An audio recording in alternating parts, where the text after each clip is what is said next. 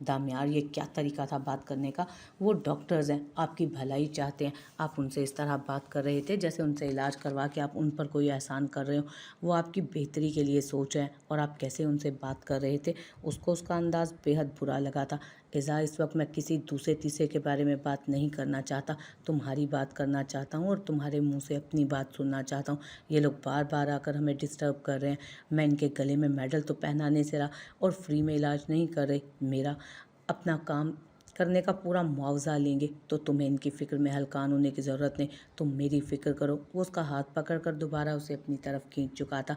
अल्लाह अल्लाह दामियार शाह, मुझे नहीं करनी आपसे कोई भी बात। हद करते हैं आप। इस दुनिया में कोई भी चीज़ आप पॉजिटिव वे में देख ही नहीं सकते, हर चीज़ में नेगेटिविटी दिखाते हैं, क्योंकि मुझे सिर्फ इस दुनिया में तुम ही पॉजिटिव चाहिए हो। मेरा पॉजिटिव पॉइंट सिर्फ तुम हो। वो उसे अपने करीब करते हुए बोला, दामियार फिर से आपके ज़ख्म दब जाएंगे। डॉक्टर क्या कह रहा था, एहतियात करें। डॉक्टर की ऐसी की तैसी अगर मेरे रोमांस में रोड़े डालेगा और मैं उसकी बातें मानूंगा। वो उसकी तरफ देखते सवाल करने लगा, रोमांस के काबिल तो हो जाएं दामियार शाह, आपकी हालत। वो अभी बोल ही रही थी कि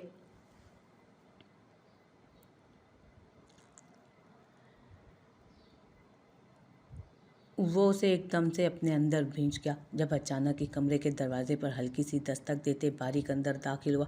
लम्हे के 1000वें हिस्से में वो उससे दूर हुई, जबकि दामियार का तो मूड ही ख़राब हो गया था। पहले डॉक्टर्स और अब ये उसके भाई। जी साले साहब, कौन सी तकलीफ़ है आपको जो सोने नहीं दे रही? मेरा मतलब है इतनी रात को आप यहाँ क्या कर रहे हैं? उसने चेहरे पर बहुत मुश्किल से मुस्कुराहट सजाने की कोशिश की थी। तकलीफ़ मुझे नहीं है जीजा जी, तकलीफ़ मुझे नहीं है जीजा जी, आपको है। शायद आप भूल गए हैं कि गोली आपको लगी है। खैरियत जानने आया था। उसके तपे हुए चेहरे को देखकर बारिक ने अपना गुस्सा कंट्रोल करते उससे कहा था, हाँ गोली मुझे लगी है लेकिन सकून तुम्हें तो नहीं। हाँ गोली मुझे लगी है लेकिन सकून तुम्हें भी तो नहीं है ना। खैर बिल्कुल ठीक हूँ मैं, बाकी मेरा ख्याल रखने के लिए मेरी बीवी है, अगर तुम लोग इसे ख्याल रखने का मौका दो तो। दामियार, इज़ा ने उसे टोका। उसका अंदाज उसे बुरा लग रहा था। क्या दामियार, कभी एक आ रहा है, कभी दूसरा आ रहा है, कभी तीसरा और कभी चौथा। अगर इनकी कमी रह जाती है तो डॉक्टर्स का हजूम आ जाता है। वो काफ़ी ज़्यादा उकताया हुआ लग रहा था। उसकी हालत देखकर बारी को अंदाज़ा हो गया कि वो कितना अस्पताल में परेशान है और इस माहौल से भी।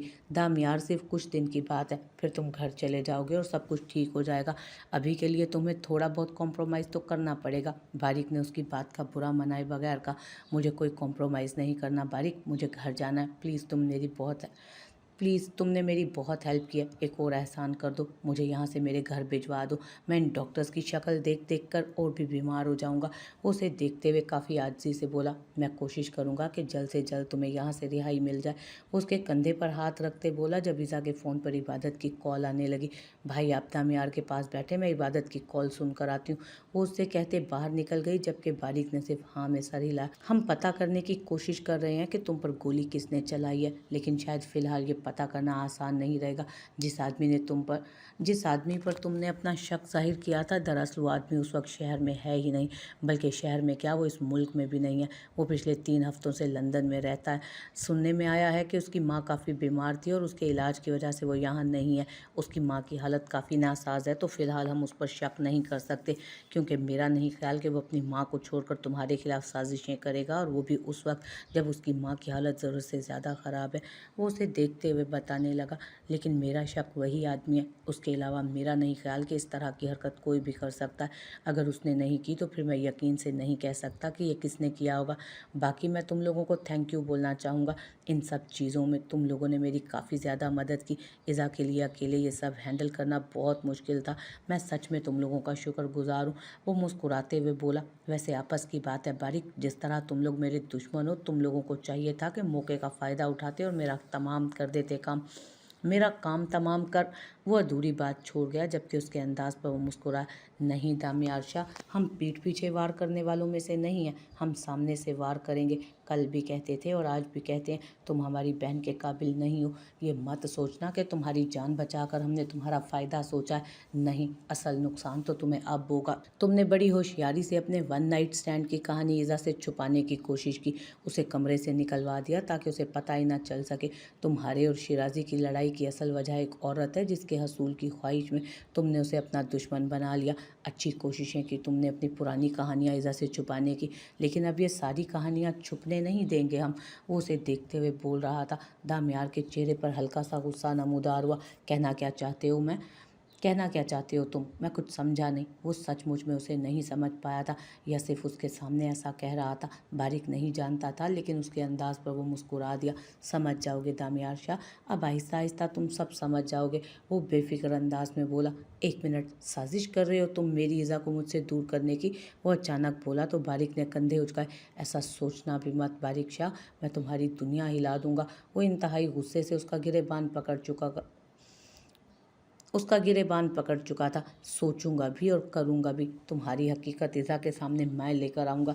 मैंने सोचा कि मैं तुम्हें कबूल कर लेता हूँ, सब कुछ वक्त पर छोड़ देना चाहिए हमें, लेकिन नहीं दामियार शाह, मेरी बहन को तुमसे मोहब्बत हो गई, और जब जब तुम्हारा तल्ख माजी मेरी बहन के सामने आएगा, मेरी बहन को तकलीफ़ होगी, तो मैं एक ही दफ़ा तुम्हारी हकीकत उसके सामने खोलूँगा, ताकि मेरी बहन को तकलीफ़ एक ही दफ़ा हो। गेट आउट, दफ़ा हो जाओ यहाँ से। दोबारा यहाँ मत आना बारिक शाह, और ना ही मेरी बीवी से मिलने की कोशिश करना, वरना तुम्हारे पास अपना रिश्ता बचाने के दो ऑप्शंस हैं। एक, अपनी तमाम तर पावर इस्तेमाल करके अपने सारे गुनाहों को मिटा दो। दूसरा, ईज़ा को खुद सब कुछ बता दो। बहुत कुछ छुपा रखा है तुमने, तुम खुद सब कुछ बता दो उसे, क्योंकि आहिस्ता आहिस्ता जब तुम्हारी हकीकत उसके सामने आएगी तो मोहब्बत नफ़रत में बदलते ज़्यादा वक्त नहीं लगेगा। दामियार, मैं आपके लिए चाय लेकर आई हूँ, वो मुस्कुराते हुए बोली जब बारिक आहिस्ता से उसके कान के करीब झुका था। तुम्हारे गुनाहों की सज़ा मेरी बहन नहीं भुगतेगी। तुम्हारा हर गुनाह माफ़ी के लायक है, लेकिन ये नहीं। वो उसे कहते हुए कमरे से निकल गया, जबकि ईज़ा मुस्कुराते हुए कप उसके पास लेकर आ गई थी। अब वो वापस कमरे में आ गई। बारिक के चले जाने के बाद उसने उसे चाय भी पिलाई थी, जो कि उसे बिल्कुल पसंद नहीं आई। इंतहाई कोई नाशुक्र इंसान है आप। चाय जहाँ मिलती है, खुदा का शुक्र अदा करना चाहिए। देखें मैं कैसे शुक्र अदा करके पी रही हूँ।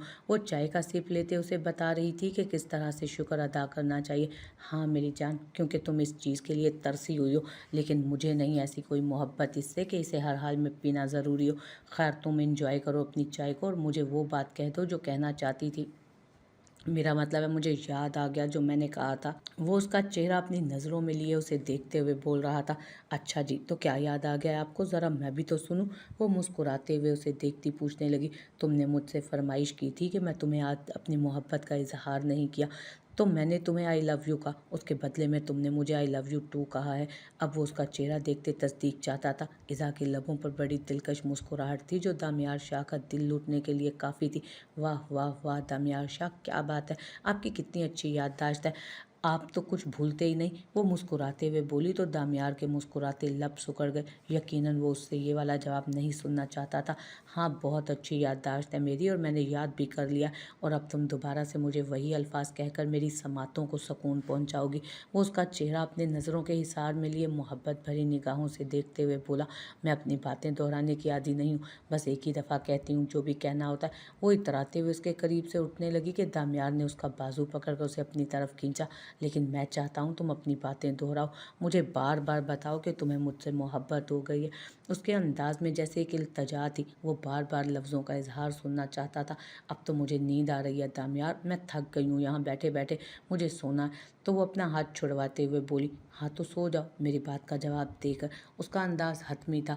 अरे आपने तो मुझसे पूछा ही नहीं कि मैं किस चीज़ का जवाब दूँ। वो बड़ी मासूमियत से आंखें पटपटाते हुए बोली। उसी का जवाब दो जो मैं सुनना चाहता हूँ। उसका शरारती अंदाज उसे यकीनन बिल्कुल भी उस वक्त अच्छा नहीं लग रहा था। हाँ तो बताएंगे ना किस चीज़ का जवाब दूँ, क्या सुनना चाहते हैं आप? वो उसे मज़ीद तंग करने लगी, जब दामियार ने उसे अपने करीब खींचते उसका चेहरा अपने हाथों में लिया। I love you very much Iza. उसके लहजे में दुनिया जहान की दीवानगी थी। उसके लफ्ज़ों को ईज़ा गहराई तक महसूस कर रही थी। दो जवाब मेरी मोहब्बत का। आई लव यू ईज़ा, मैं तुम्हारा जवाब सुनने का मुंतज़िर हूँ। कहो तुम्हें भी मुझसे मोहब्बत है? वो उसका चेहरा यूं ही अपने हाथों में थामे फरमाइश कर रहा था, जबकि वो खामोशी से उसका चेहरा देख रही थी।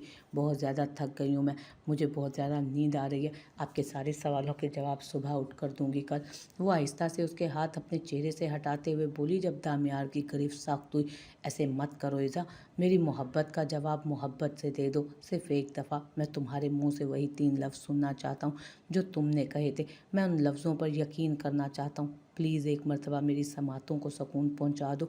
सिर्फ एक दफ़ा अपने वो अल्फाज दोहरा दो। वो मिन्नत भरे लहजे में बोल रहा था। अरे कह तो रही हूँ कल सुबह जवाब दूंगी, लेकिन नहीं, आपको तो बस छोड़े मेरे चेहरे को। वो उसके हाथ पीछे हटाते हुए बोली। जब दामियार ने गुस्सीली निगाहों से उसके चेहरे की तरफ देखा, ऐसे क्यों घूर रहे हैं मुझे? बोल तो रही हूँ कि बोल दूंगी, लेकिन नहीं, आंखें तो देखें, ऐसे निकाल रहे हैं जैसे सालिम निगल जाएंगे मुझ मासूम को। हाथ हटाएं। वो नखरे दिखाती उसके हाथ अपने गाल से हटा चुकी थी, जबकि वो बेहद गुस्से से उसे घूर रहा था, जैसे अभी खा जाएगा उसे। सोना कहा है तुमने? वो उसे सोफे की तरफ बढ़ते देखकर पूछने लगा। वैसे तो मेरा बेड भाई वाले कमरे में मौजूद है, लेकिन मैं यहीं सोऊंगी रात को आपके साथ इस कमरे में। मैं बल्कि ऐसा करूंगी कि जब तक आप अस्पताल में इसी कमरे में रहूंगी, कल सुबह यहीं आपके साथ अपना बिस्तर लगवा लूंगी। वो मज़े से कहती सोफे पर लेटने लगी। यहाँ आओ मेरे पास, यहाँ आकर सो गई, यहाँ आकर सो यहाँ आओ, यहाँ कर सोगी तुम। वो उसे देखते हुए बोला, जबकि इज़ा हैरानगी से उसके साथ वाली जगह को देखने लगी। नहीं, मैं यहीं ठीक हूँ। वो फ़ौरन बोली। जितना कहा है उतना करो, फजूल के नखरे बाद में दिखा लेना। वहाँ पर इजी फील नहीं करोगी, यहाँ आराम से सो जाओगी मेरे साथ। काफ़ी बड़ा बेड है।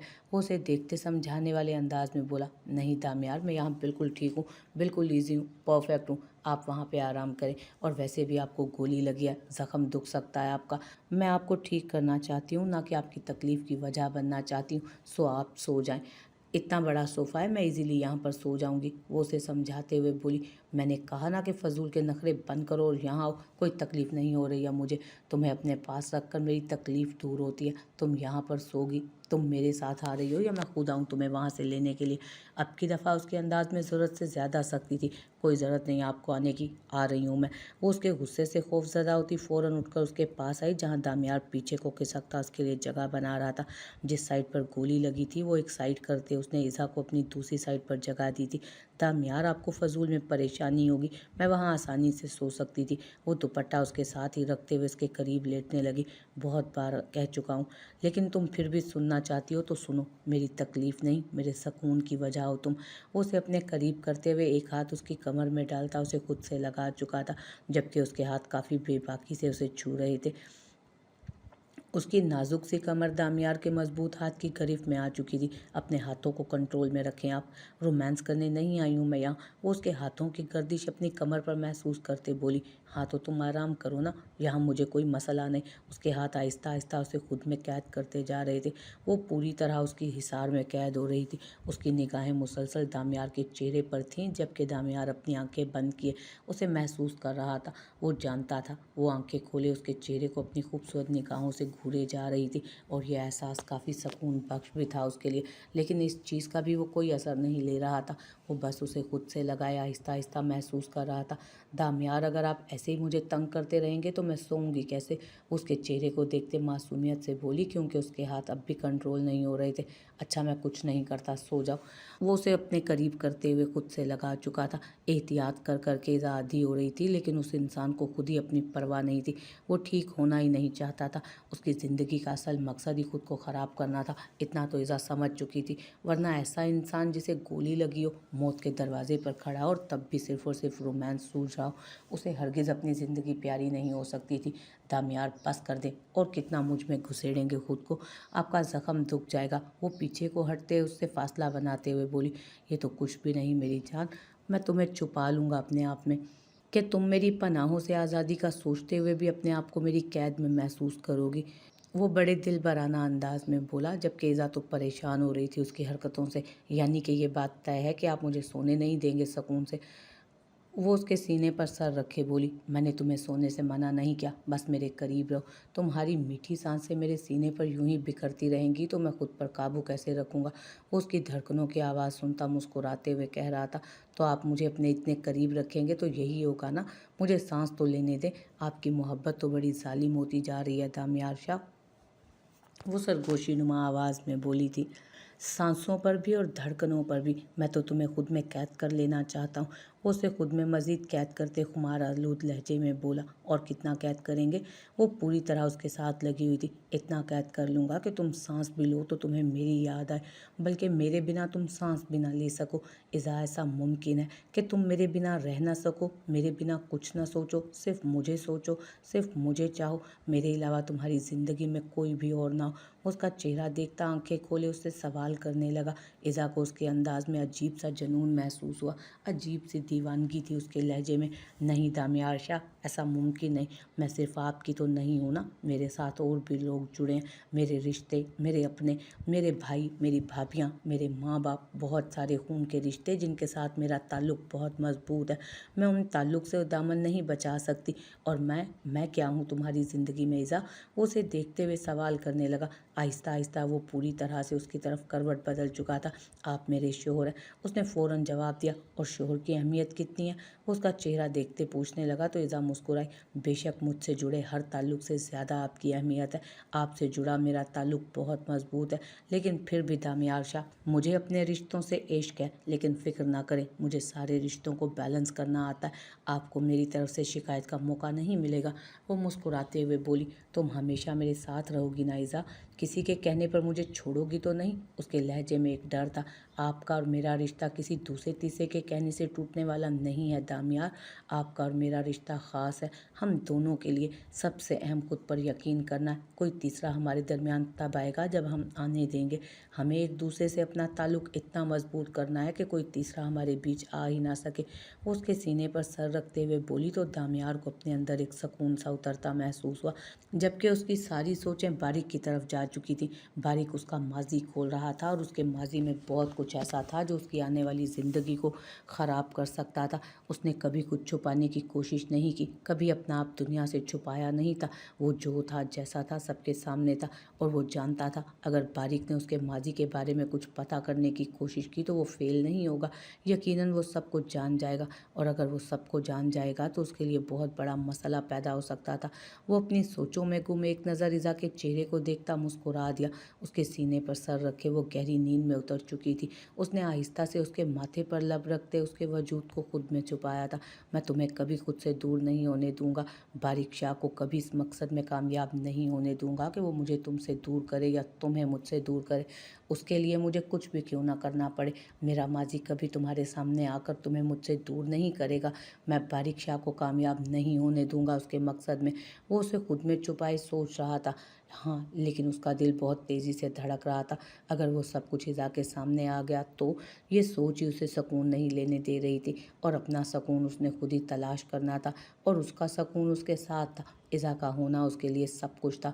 वो अपना सब कुछ अपने हाथों से तबाह नहीं होने दे सकता था। सुबह हर हाल में उसने अपने मैनेजर को फ़ोन करना था और उससे कहना था कि ज़रमीना नामी औरत को मंजर से हटा दे, कहीं गायब कर दे। बारिक शाह उसके बारे में जान चुका था। यकीनन उस तक पहुंचने में भी उसने ज़्यादा वक्त नहीं लगाना था।